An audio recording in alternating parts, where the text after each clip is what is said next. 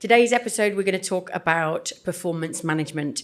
So if you haven't worked it out already, we're going through the life cycle of the employee just to cover off every single element of where we think that HR play a part in looking after the employee and doing that right. So today's session, as I say, is about performance management. Sarah, I bet you've had some really good examples of performance management not done very well, right? Yeah. So performance management is one of my biggest, it's not just me, actually. I think it's probably so many HR professionals around the globe. It's one of our biggest bugbears because it can be done, when it's done well, it's useful to the business. And when it's done badly, it's not useful to the business. But people feel that it needs to be done regardless. And the one thing to sort of caveat, I guess, and start off with is to say that businesses need to find a performance management system and process that works for their business, that makes sense for their business. So there's no, you must have this form A and this form B and have this conversation and do that. It's got to be fitting with the structure, the business, the type of roles that you've got, the type of people that you've got working with you as well. Because I know you have a wealth of knowledge about the different types of people and what that looks like, but it's you can't have a KPI conversation with somebody who's got no understanding of what that is, or setting smart objectives who don't actually understand that what they do makes a difference in the business, for example. So you need to find something that fits your business. There isn't one size that fits all. There isn't one product that fits all. It needs to be very dynamic to fit you. It shouldn't be left to the 11th hour on the 12th month to be done, basically. For me, performance management starts, and it kind of carries on from the previous episode where we left off, from the joining of the individual. You've got to set them up for success. So they've onboarded, they're happy, but then what? You've got to have that conversation with them and explain to them, or my recommendation is, not you have to, but a recommendation is that you have the conversation with them and explain to them what their expectations are. These are the KPIs in a reasonable amount of time after they've joined the business. I'm not meaning on day 2, but maybe week 2 or week 3, once they've settled. And once they found their feet, once they found out where the lunchroom is, or, who their boss is, or those kind of things. I'm being a little bit flippant about it, but just getting settled in a business. No, but you're right. Like, the first thing employees worried about on day one is like, where's the canteen, where's the toilet, where's my desk, and how can I get a coffee? Yeah. Because those are just the kind of creature comforts that we like to know. Yeah. To make ourselves feel comfortable. Yeah. And, for example, as well, having an email address, okay? I can't tell you the number of times that people will be, I've sent you an email. I've got an email. I don't even have a computer at the moment, kind of situation. And that doesn't set them up for success and doesn't help them settle into the business and have a good feeling. So have those conversations around what it looks like. These are the KPIs. This is what we expect you to achieve. For example, if we look at that as being a methodology that you're going to use, this is how we measure it. And being clear and transparent with an individual on that goes a long way to making sure that the person understands what they need to achieve and how it's measured to being achieved. Because I've had conversations with individuals who have said, I've met my targets. Why didn't you give me a bonus? But you didn't have a target. Yes, but I've met it. Okay. It's the target that they've got in their head, is it? If your target is 0 or you weren't given one, then you can't have met it because there isn't anything to meet. So how, and having that, but you're having that conversation after the fact, not in front of it. Yeah. So they're already disappointed that you didn't give them a bonus, for example, if the bonus is performance management related. So it's just having that transparency with people and that clarity of you know, this is A, this is B, this is C, this is what we want you to do. And then we add A, B, and C together, and that's the answer, and that's the number that we need. Yeah. And when we're thinking about like what our expectations are, that's not always as well just around their knowledge. It's also around, you know, the behavior that we, you know, the attitude that we expect to see within the organization as well. Yeah, absolutely. You know, hopefully the orientation has been done, the onboarding, so they've got the culture, the mission, the vision of the business. They understand that. They know the company ethics, you know, that they shouldn't wear ripped jeans and a bikini top to work or whatever it might be, you know, that kind of thing. So they've got that cultural aspect of it, but you've still got to give them more detail and more information. And it doesn't stop after that second week. It needs to continue. So, you know, good onboarding, good performance management structures that I've seen in place and have spoken to HR colleagues of mine will have something like a 30-day check-in, a 60-day check-in, a 90-day check-in, right? And in the UAE, we have, most countries, I believe, have a probation period as part of the contract. And a lot of people are it can be quite disconcerting to have a probation period because it's kind of like the eye of Sauron is looking at you during that 6 months, and it's like, oh my God, you know, and that can almost put you into a flat spin yourself over your performance and what have you. Having that regular check-ins with people, and it doesn't need to be, you know, a 3-hour conversation. It can be a 20-minute, half an hour, 40-minute conversation. How you doing? How you getting on? Got any issues? Allows the individual to flag up that they've got challenges before you're judging them on the fact that they haven't performed because they've had challenges. And they can maybe actually do a U-turn in their performance and improve and go the right way. Maybe they've misunderstood something. Maybe they don't have a piece of equipment. But it just helps that person succeed and then helps the business succeed.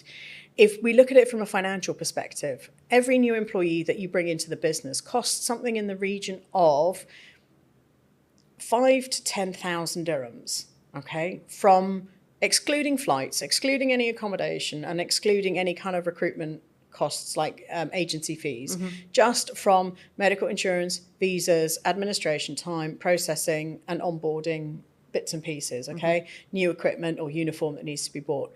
Now, for that person to be terminated because they didn't understand something you explained to them, or you didn't, as a business, didn't give them a pen in a certain colour that you needed them to use, that's a lot of money to throw away if you terminate them within probation.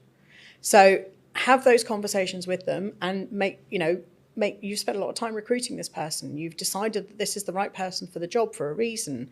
Make sure they are the right person for the job. Let them do their job and let them be successful at it and support them in it. Don't wait until the end of the 6-month probation to have such conversations. And when I say don't wait, and yeah, we're talking having regular check-ins, but after the 90 days, which is 3 months, maybe leave it by a month and then have a conversation with a view to confirming their employment. Once somebody has that confirmation of employment piece of paper in their hands, you can almost visibly see somebody relax. Yeah. Because there isn't that eye of Sauron and pressure of, oh my God, I'm going to be terminated kind of thing on them. The labour law in the UAE supports the employee in resignation during probation period, either by providing, if they decide they want to go back to their own country, 14 days notice, or if the company's going to terminate, it's also 14 days notice. If an employee wants to resign and stay in the UAE, they have to give 30 days.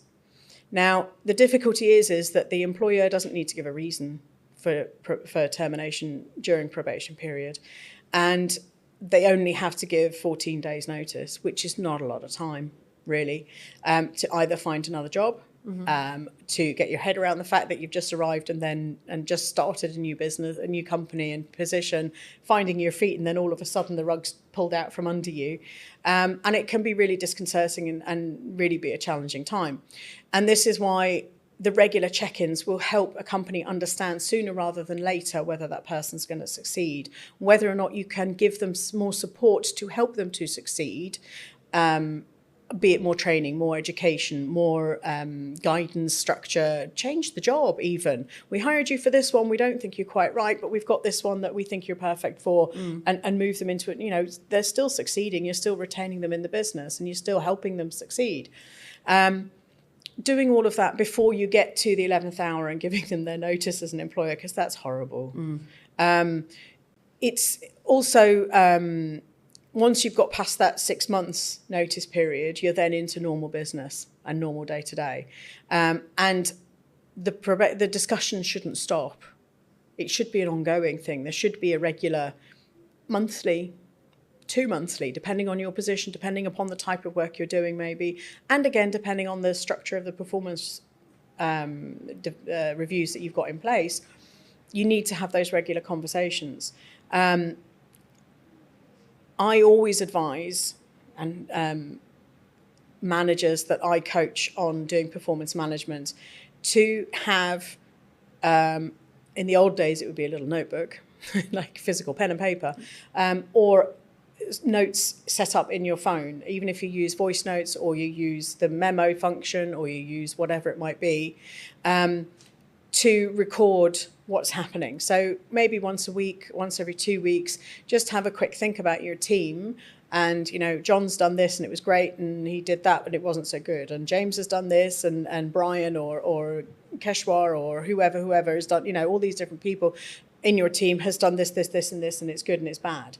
Because when you have a formal review, in 6 or 7 months, you're not necessarily going to remember the details of what happened or why it happened. Yeah. But when you're coming to have that formal review and discussion and more sort of rounding off the year conversation, you can then reflect back on your notes and see, well, okay, last week he may well have really made a big mistake, but generally over the year he's not done anything. So do we judge him on the last 10 days or do we judge him on the last 10 months? Yeah. But those notes that you're keeping then would be conversations that you would be having with him or her throughout the month, or in the moment when it's happening, so that when you do then eventually have your end of year appraisal, there isn't any surprises because you've had those kind of performance conversations with them in the moment. Yeah. Having said that, though, that might look different across different cultures. This is true. Because, you know, what might be an appropriate way to manage an employee in one culture in terms of, you know, giving open and direct feedback about their behaviours may look entirely different in another culture. So in other cultures, you may want or you may value kind of harmony or like the, you know, saving face, and so it might be more challenging to give feedback in such an explicit way. And then where that then becomes a problem is because either feedback may not have been given or it wasn't given explicitly, and therefore, you know, and if the other person maybe doesn't come from the same culture so that they can't read between the lines easily, then they don't basically understand the feedback that you were giving them. Yeah. And so it's missed, and so there's no change in behaviour. Yeah. The manager may think they've given feedback, but the receiver hasn't necessarily received it in the way that it was meant. And so there's been no change in behaviour. And then we've got to say, for example, what you were saying, the end of the probation period, and the individual hasn't met the expectations. Yep. And then the manager might say, the individual might say, well, you didn't tell me this was expected of me. And the manager might say, well, I did. I said this, that, and the other. And they'll give examples. I've heard that so many times. and yet the employee will still be in the dark thinking, well, even though you did say those things, that didn't mean what you're now saying it meant. Yep. So there is a lot of challenge, again, in this region in terms of, you know, if we're performance managing somebody, are we even giving feedback is the first thing. You know, if you come from a certain different cultures, you might see it that the employee just does what you've told them to do. And if they're not doing that, then they're no good. Rather than, you know, well, I need to give them some feedback and tell them how they can get better. So there's that. There's also this whole, well, what does good actually look like? Because the fact that cultures tackle things in different ways means that what good looks like for the manager may be entirely different to the way that the employee may operate and function in terms of the way that, like something like the way that they communicate with their colleagues or the way that they make decisions. And so the manager might see that as a negative about the employee, when actually it's just that they do things differently to them. Yeah. No, it's very true. And I've heard that many times and over many years. And do you know what? Even now I have light bulb moments and listening to you talking about culture and things. And, for me, it's having that light bulb moment of the conversations that I've had with managers where I've told him to do this, but he's not doing that. He's doing something else. And I'm like, yeah, but does he understand what you've actually asked him to do? Yes, but I've told him, okay, but does he understand what you've asked him to do? And it turns out that there's been miscommunication. The employee's doing what they understood they were asked to do, but that isn't what the manager meant. Yeah. And it's that communication, that cultural aspect of, inference of things, just not being specific and direct, and has led people to think, well, he's not performing well because I told him to put the black spots there and he's putting them over here, or whatever it might be, I've seen that again firsthand where, somebody was like, oh, well, the employee's, pretty slow, they're not very efficient. We don't know if he's any good at what he does. And then having spent time with that individual, shadowing them, it became apparent that the employee was doing the same thing, but in 3 different ways. One, writing it down, the second in an Excel spreadsheet, and the third in the database. And the reason that had happened is because when an explanation had been given about the new process that had been introduced, first time it was the Excel was the new process, second time the new process was the database, that the person giving the training had never said, oh, and by the way, you don't need to do what you used to do. Yeah. So this person is now doing, as far as they're concerned, what's expected of them. There is a triplication of effort. We're now seeing kind of a decrease in the person's effectiveness, but no one's really stopped and paused for a moment to understand why is that. And when we've then reviewed it, we've eventually come to the realization that, the guy is still doing the 2 old processes, and we needed to have kind of given him clear instruction not to do that. And that again comes down to culture. He came from a hierarchical culture. If the boss has told me to do it this way, I will do it this way. If the new process is introduced, I'll still continue to do the old process unless they tell me I don't need to do that anymore. Yeah. Now, somebody else from a different culture might say, well, if there's a new process introduced, is it not obvious that you just do that process and not the old one? And the answer is, even ask as well. Or feel the freedom to ask. But when somebody comes from a more hierarchical culture where it would be inappropriate to kind of question the boss, then you just get on and do the job. Yeah. There's expected of you. And you then end up having a situation where there's been a miscommunication within the team.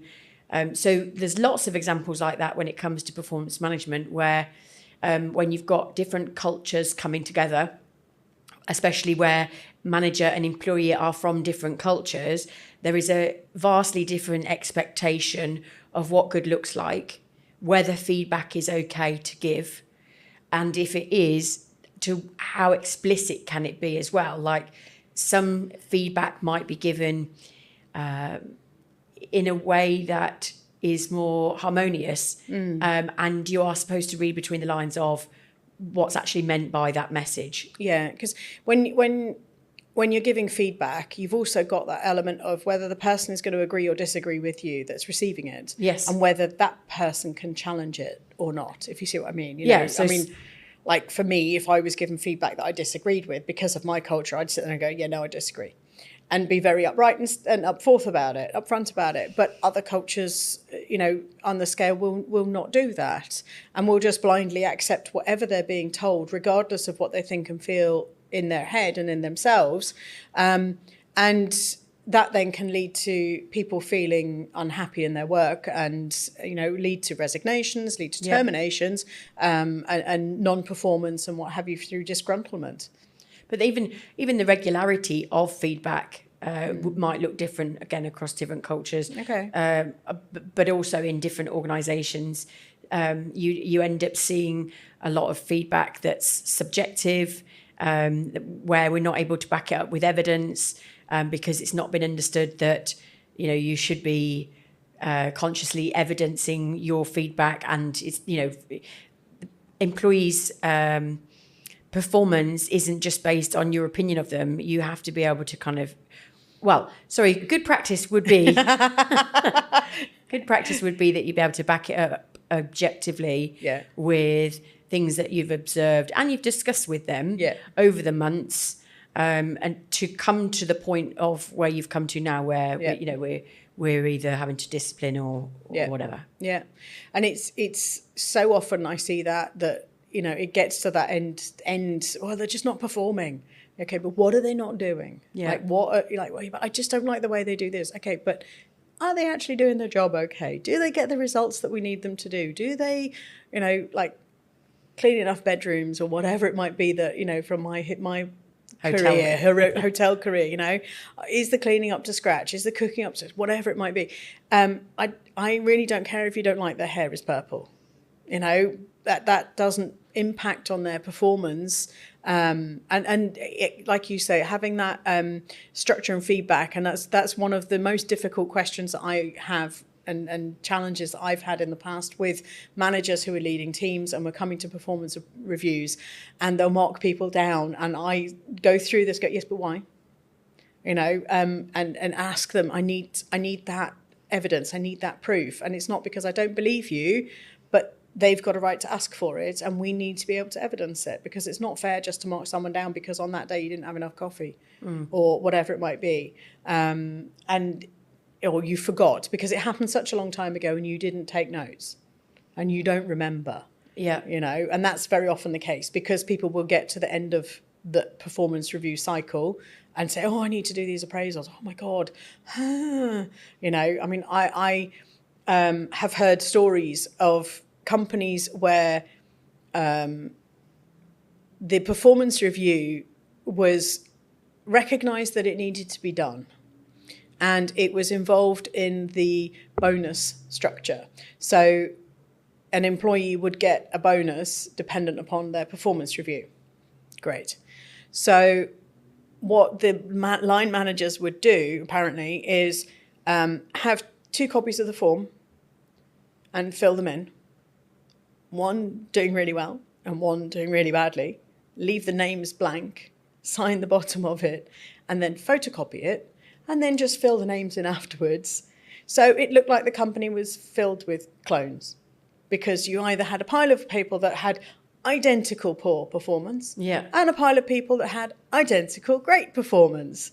And those people that had identical great performance got the bonus, and those that didn't. But there was absolutely, when I spoke to this person about it, she said, there's nothing behind it. It's literally so subjective about the individuals. Yeah.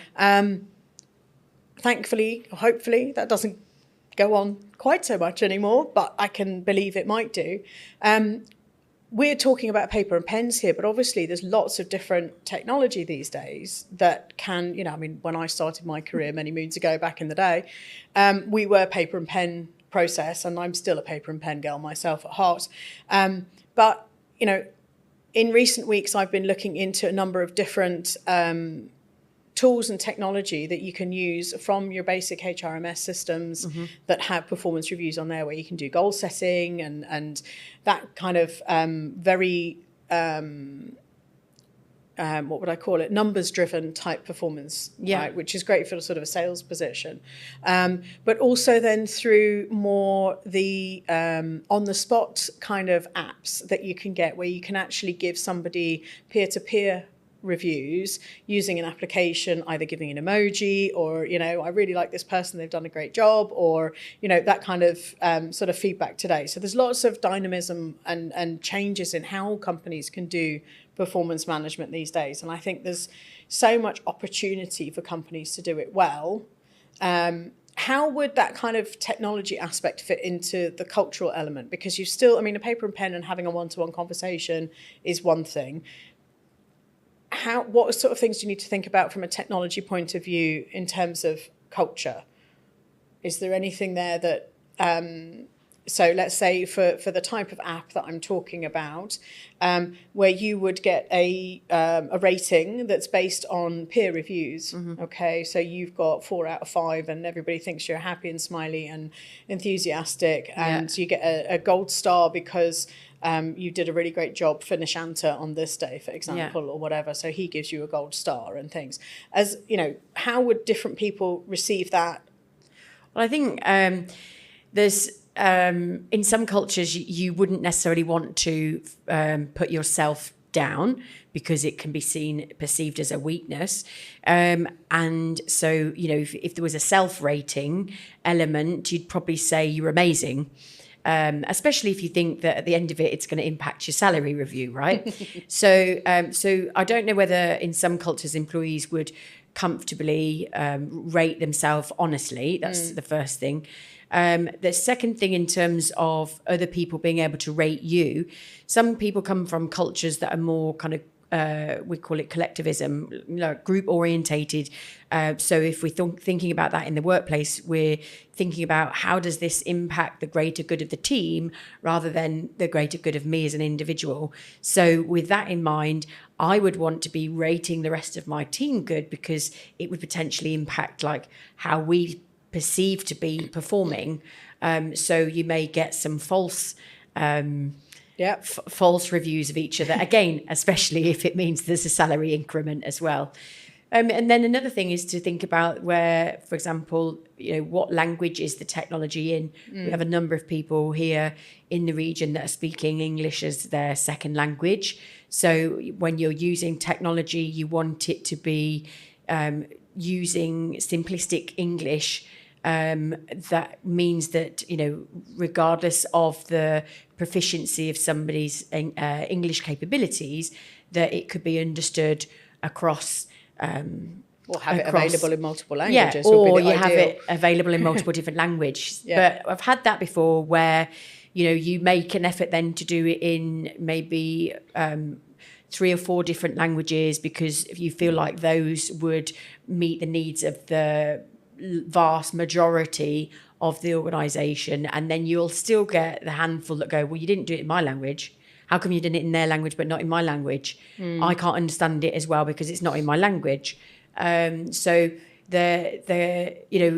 some companies would say, English is their business language, and so the argument might be, okay, well, if English is the business language, then we will only provide the software in that particular language. But again, I know that wouldn't work very well in some organisations because you've got individuals that maybe don't speak English proficiently enough to be able to utilise the software, and then you've got an issue with maybe not all employees being able to use it. And what about the cultural element or behavioural element of receiving feedback in that manner? So that you open up an app that says, yeah, you're doing great, or no, you're not. Yeah, I think so. In some cultures, you would potentially accept what the manager says, even if you didn't agree with it. You would kind of just take it because, as far as you're concerned, they're the one in charge. You have to respect the authority, that they have at that level. In other cultures where they're not so hierarchical, receiving a piece of information through a database where maybe you don't agree with it, you potentially would want that opportunity to have a two-way conversation with the person that's scored you to understand how have you come to this conclusion, because I don't agree with it and I want to challenge it. And in those cultures, it's okay to challenge upwards and challenge what the manager says. So receiving it, in the form of a email or a notification from your piece of software may not be the best. May not be the best approach. They may still want to have that face-to-face conversation. Some cultures don't want that face-to-face conversation, though. It might feel confrontational to be in it, or quite a daunting experience to be in a meeting room with across the table from your boss and hearing about your feedback. But I think also performance reviews need to be a two-way conversation. If it is a face-to-face interaction, it needs to be an opportunity for the employee to also kind of talk about how they think their performance is going. And I think for people that maybe don't like to be so direct and explicit with their feedback, a nice way to potentially overcome that might be to ask open questions of how do you feel that you've done this month? What sort of things do you think have worked well this month? And it might be that you kind of reinforce that kind of team ethic of you're a really great contributor to the team, so that they feel like they're valued and their input in terms of the team itself is important. So that you can then kind of draw out conversation with the employee rather than it being a kind of a telling off session, basically, because that's not what it's supposed to be, right? No, I think, and we call it performance reviews, performance appraisals, performance discussions, I prefer. Yeah. And a conversation really is a better descriptive word, because that's what it ought to be in my mind, at least. Yeah. Because it's a two-way conversation about this is what the performance and the challenges that you face, the issues that have been faced, as well as the strengths that have happened, the achievements, the good stuff that's happened and that's been carried out and completed. And I think, whilst I'm a bit of a geek myself and I do like technology and I do like those things, I still am a paper and pen girl at heart.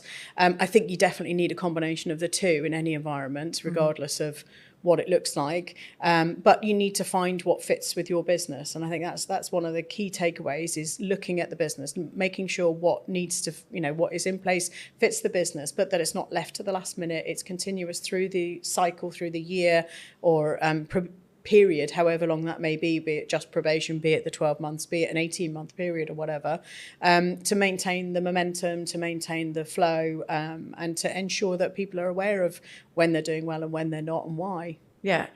And the final thing I'd say is HR, have to some extent a responsibility to debunk this kind of view of what the appraisal is. I think a really good communication strategy around the importance of the appraisal, not just so the manager can tell you how you're doing, but for the employee to kind of talk about, what are the growth opportunities for me? Yeah. How can you support me in that? Yeah. And help the employees to feel like comfortable when they're going into those sort of meetings, so that they feel like they have the freedom to kind of talk about, what their aspirations are or how they feel they're doing. Yeah, and I think that's something that we can talk about in a future episode. You're making notes of all of these future episode ones. Absolutely, don't worry. But is that, what can you get from this performance conversation and how it can be used for the future? You've briefly touched on there about what the person wants to do in their career. Do they want to have a career? Do they not want to have a career? Are they happy with what they're doing? What does that look like for them? What training is needed? What expertise is needed? And then develop on from there. But I think that's something we can look at for a future episode, that we can talk about in depth on another step and stage along the merry path of the employee life cycle. Do you know what, Emma? I love having conversations with you. It's so much fun. We always have a laugh, and we always find something really interesting to talk about in every subject, that's current, that's up to date, that's on point with what, both of our expertise and our experience as well.